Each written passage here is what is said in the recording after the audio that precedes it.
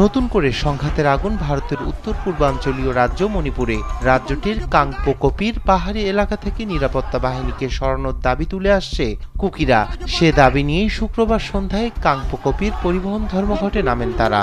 এতে বাধা দেয় নিরাপত্তা বাহিনীর সদস্যরা। এক পর্যায়ে ক্ষিপ্ত হয়ে কাংপোকপির ডেপুটি কমিশনারের দপ্তরের দিকে এগিয়ে যায় কুকি জনতা। দেশটির গণমাধ্যম জানায়, ভবন লক্ষ্য করে পাথর ছুটতে থাকে কুকিরা। এর পাল্টা জবাব দেয় নিরাপত্তা বাহিনীও। এ সময় বিক্ষোভকারীদের ছত্রভঙ্গ করতে কাঁদানো গ্যাস ও ফাঁকা গুলি ছোড়ে পুলিশ। নিরাপত্তা বাহিনী বিক্ষোভকারীদের ছত্রভঙ্গের চেষ্টার সময় আহত হয় বেশ কয়েকজন বিক্ষোভকারী। এছাড়াও আহত হন কাংপোকপির পুলিশ সুপার মনোজ প্রভাকর সহ বেশ কয়েকজন নিরাপত্তা কর্মী।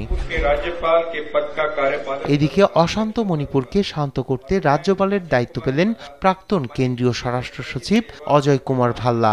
এন বীরেন সিং সরকারের ব্যর্থতা ঢাকতে আস্থাভাজন ভাল্লাকে নিয়োগ দেন নরেন্দ্র মোদী। বিজেপি সরকারের নেওয়া জম্মু কাশ্মীরের ৩৭০ ধারা প্রত্যাহারের পর ভূস্বর্গের বিদ্রোহ ঠেকাতে কঠোর পদক্ষেপ নিয়ে সফল হন প্রাক্তন এই সচিব।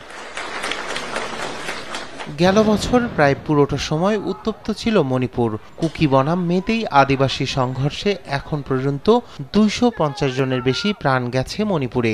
সংঘর্ষে হাজার হাজার মানুষ ঘরছাড়া হওয়ার পাশাপাশি পুড়িয়ে দেওয়া হয় বহু গ্রামের বাড়িঘর। এই আবহে গেল ৩১ ডিসেম্বর মণিপুরের অশান্তির জন্য সাধারণ মানুষের কাছে ক্ষমা চান মণিপুরের মুখ্যমন্ত্রী।